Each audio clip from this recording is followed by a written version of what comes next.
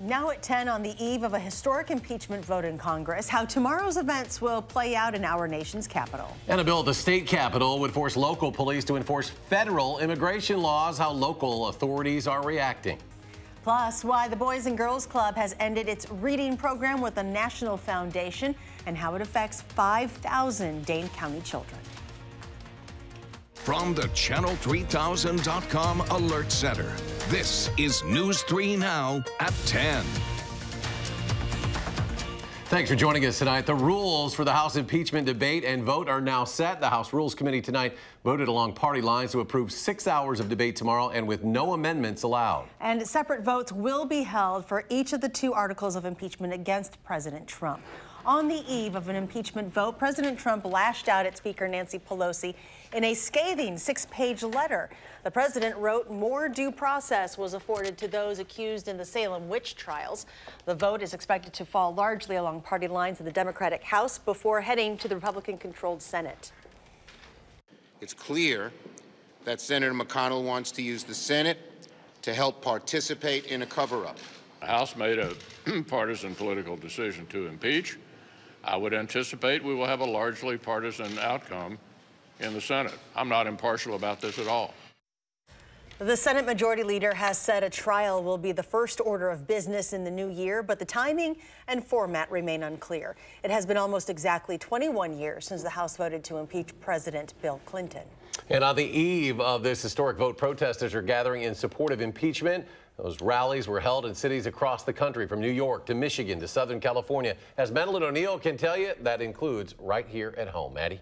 Well, a coalition of liberal groups organized hundreds of these protests tonight. That includes rainy Times Square in New York City and Midwest cities, including Evanston, Illinois, and St. Paul, Minnesota, where crowds gathered in support of impeachment. A tagline for these rallies is "Nobody is above the law, impeach and remove."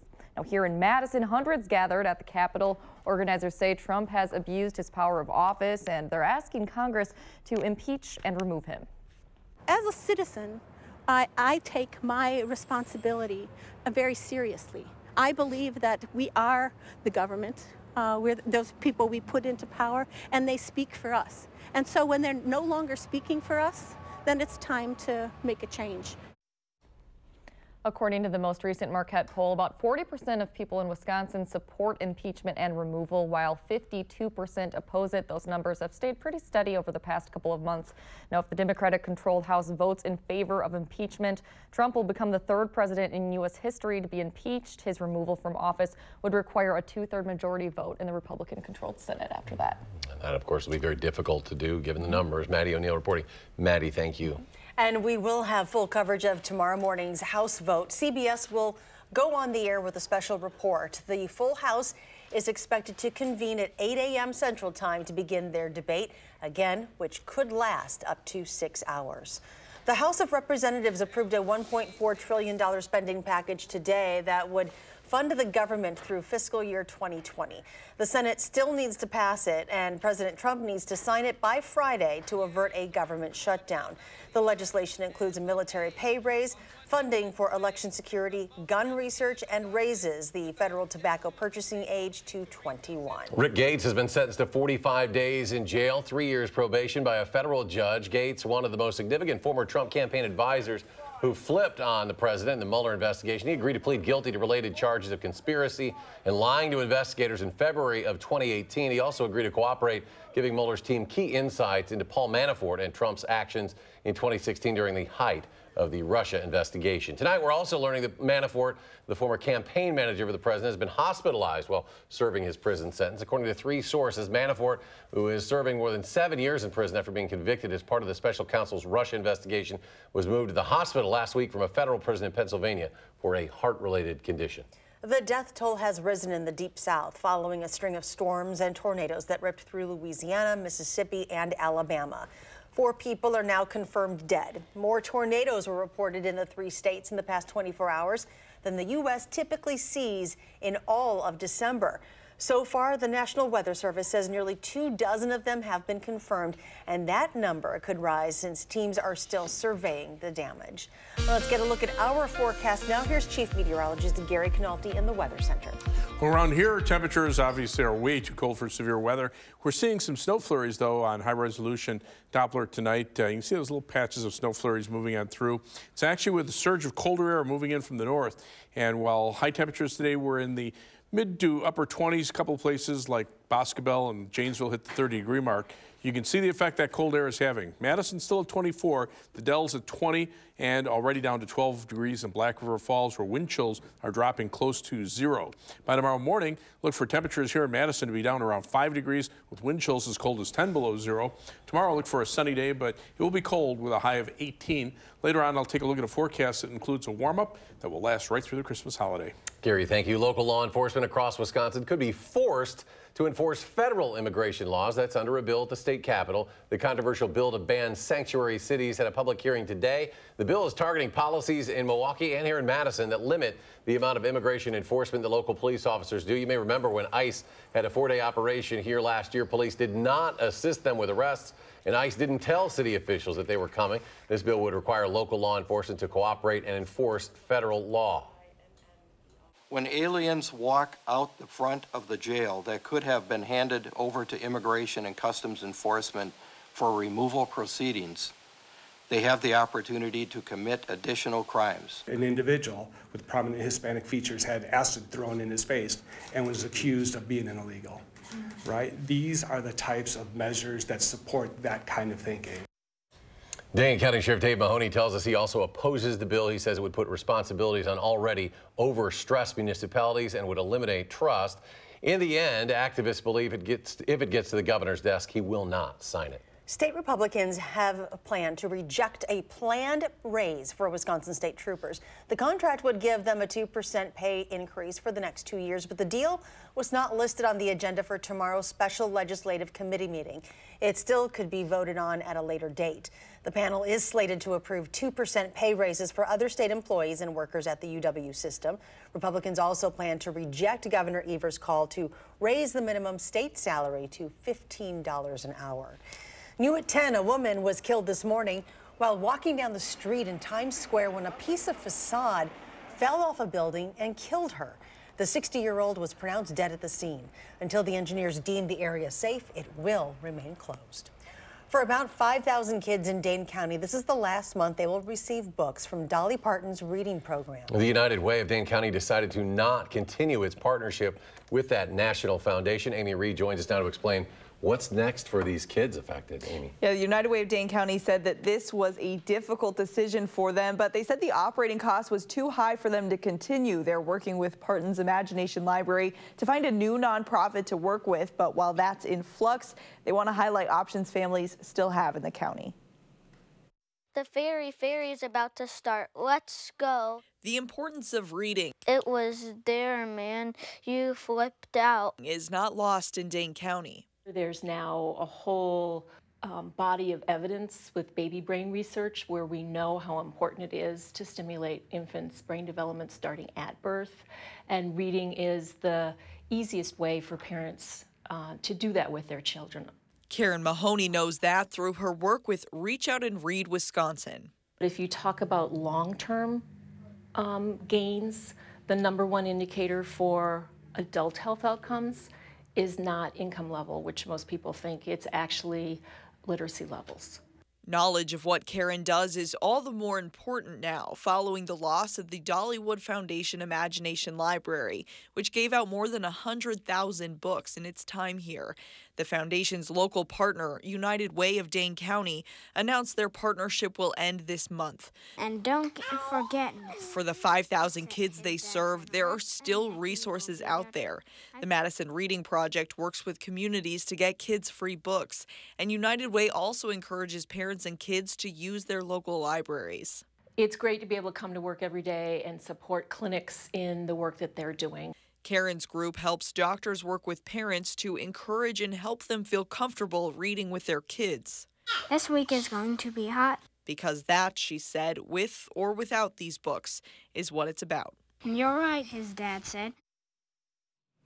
The Imagination Library would still very much like to serve these kids here with free books. If you know of an organization that might be a good fit, or if you want more information on any of the resources that we just talked about, you can find it over on our website. Let me thank you. The man accused of shooting and killing an 18-year-old this weekend on the city's east side is being held on a $1 million bond tonight. 20-year-old Marcus Hamilton in court this afternoon, accused in the shooting death of 18-year-old Gunnar Holum of Dodgeville. The shooting happened on Spruce Street near downtown Saturday afternoon. Hamilton due back in court Monday for an initial appearance.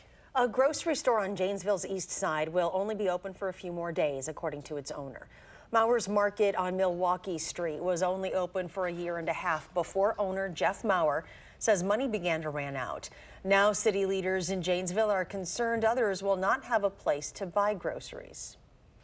Well, you have a large food desert now between the entirety of the south side not having a full-line grocery, and now the far east side does not have a grocery available. Price says the city will start to look for tenants to fill the space. Still ahead tonight, construction kicks off for a new Southside Health Clinic. Plus, the city gives approval to developers for the old General Motors facility site in Janesville. We'll have an update when we come back. For first, fast, accurate weather updates, watch First Alert Weather.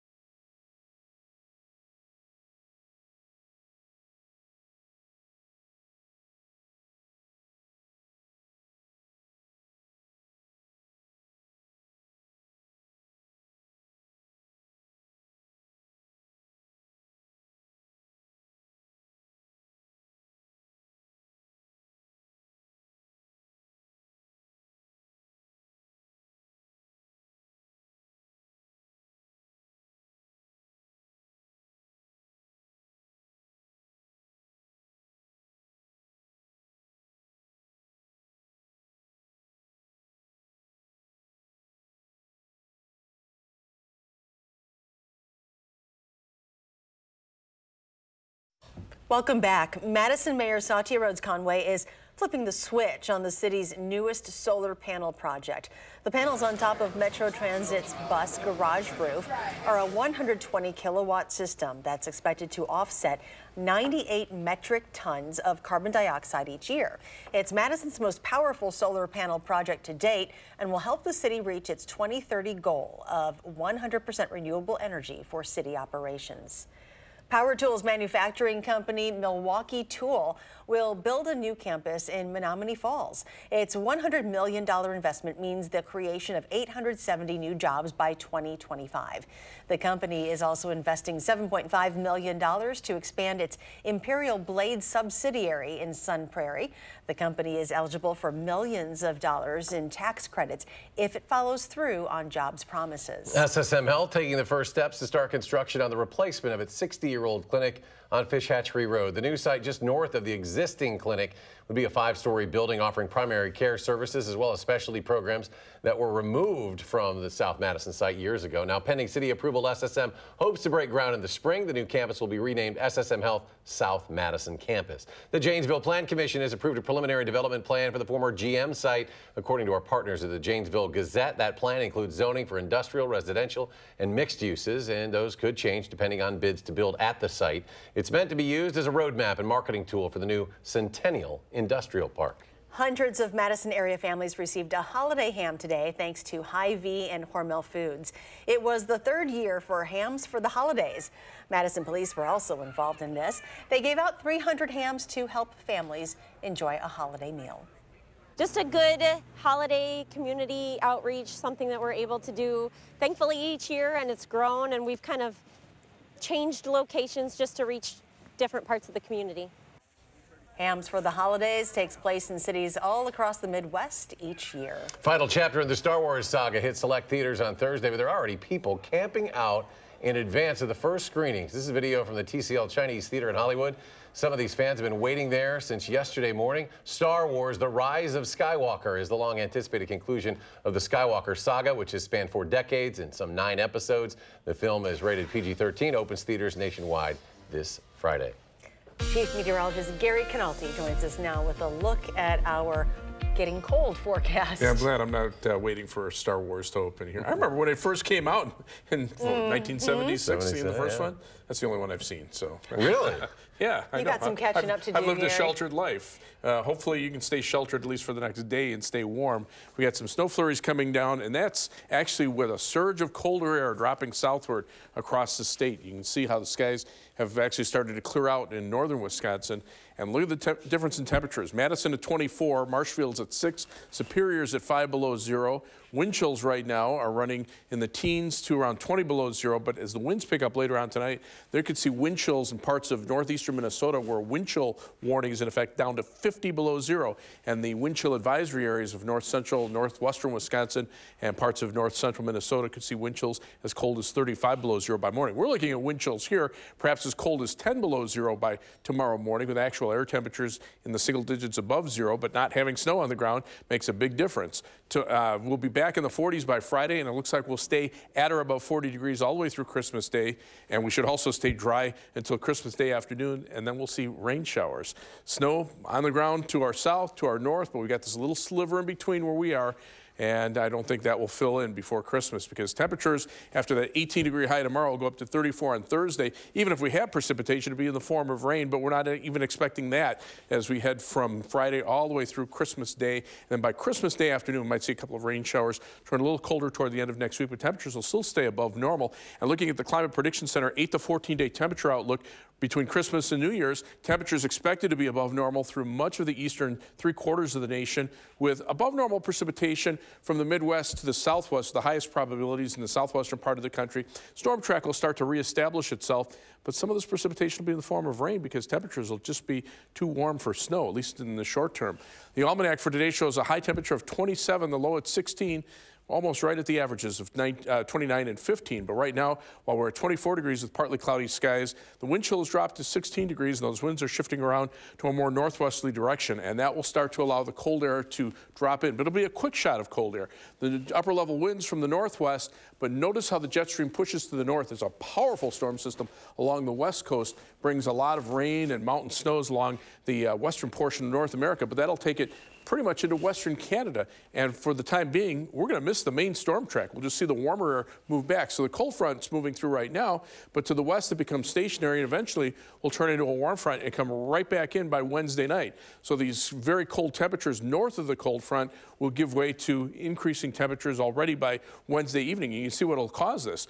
Northwesterly winds overnight into tomorrow morning, and then this patch of clouds comes through the warm front tomorrow night, and notice how the winds shift back to the south, and that'll bring temperatures right back into the 30s for Thursday and probably into the 40s by Friday. So look for the flurries to end, and it'll become mostly clear and colder overnight, low dropping to 5 degrees by morning with wind chills as cold as 10 below zero. Tomorrow should be a mostly sunny but cold day, high temperature at 18 degrees. As we look at future track, you can see how those temperatures drop to the single digits by morning. And then for tomorrow, we'll see plenty of sunshine through most of the day with a high of 18. A patch of clouds late in the afternoon into the evening, but the temperatures go down to about 15 and then start rising so that by early on Thursday morning, we're already at 20 degrees and then temperatures climb into the middle 30s by Thursday afternoon. The 7 to 10 day forecast back to 40 degrees on Friday, 41 Saturday, 42 on Sunday, and in the 40s, mid 40s for Monday and lower 40s for Christmas Eve and Christmas Day. Maybe a rain shower Christmas Day afternoon, ending as a mix of rain and snow early on Thursday. But even that Friday high temperature of 32 degrees, the average high by then is 28. So we're going to be above that. Gosh, remember last year? We didn't really get any snow till... It was about mid-January. Yeah. And then all of a sudden, we started to get it. It wouldn't end, so it seemed. You can't, winter is a long way from being over, but at least it'll be quiet right through the Christmas holiday. That's true. For travelers, right? We've got to think about the travelers, too. Thank you. Thanks, Gary. Coming up in sports, Packers made the playoffs, but nobody in the locker room is smiling just yet. Kevin explains why next.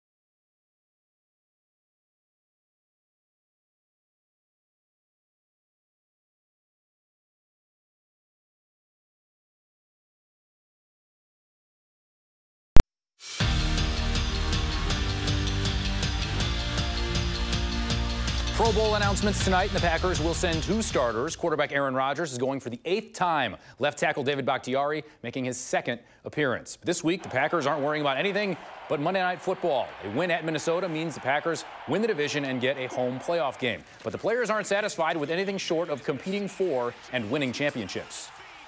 Going through a whole season, you're always trying to be in the pursuit of your perfect game or whatever idea that is. And, the parity in this league, the margin for error is really small. So, we still have to continue to get better. Still got more work to do. 2 of the 3 Watt brothers are going to the Pro Bowl. Pittsburgh linebacker TJ going for the 2nd time, first as a starter. Chargers fullback Derek, an alternate, making his first appearance. JJ out for the season with a torn pectoral. The game is January 26th in Orlando. Flight delay, flight schmalay. The Wisconsin volleyball team off to Pittsburgh for their 3rd ever Final Four, looking for its 1st ever national title. The Badgers play top-seeded Baylor Thursday night, 6 o'clock. Athletic director Barry Alvarez, the band, and some of the best fans in college volleyball sent them off in style this afternoon. Alvarez had some parting words of advice. He told them not to make the stage any bigger than it already is. But it's big on multiple levels. Badgers already played Baylor back on September 6th. The Bears won 3-1 at the Fieldhouse. Wisconsin head coach Kelly Sheffield said he can't believe how much his team has grown since that match, but so is 29-1 Baylor, and that's what makes Thursday's national semifinal so huge. It's not going to be the same team they're going to see, and I doubt if it's going to be the same team that we see either. And so it's that's one of the cool things. There's been just incredible amount of growth from both teams. That's what I'm seeing on film. The first time we played them, we went out and played strong, but we just kind of didn't finish towards the end of sets, and I think that's what we're doing great now is finishing games. So I think we're ready for it.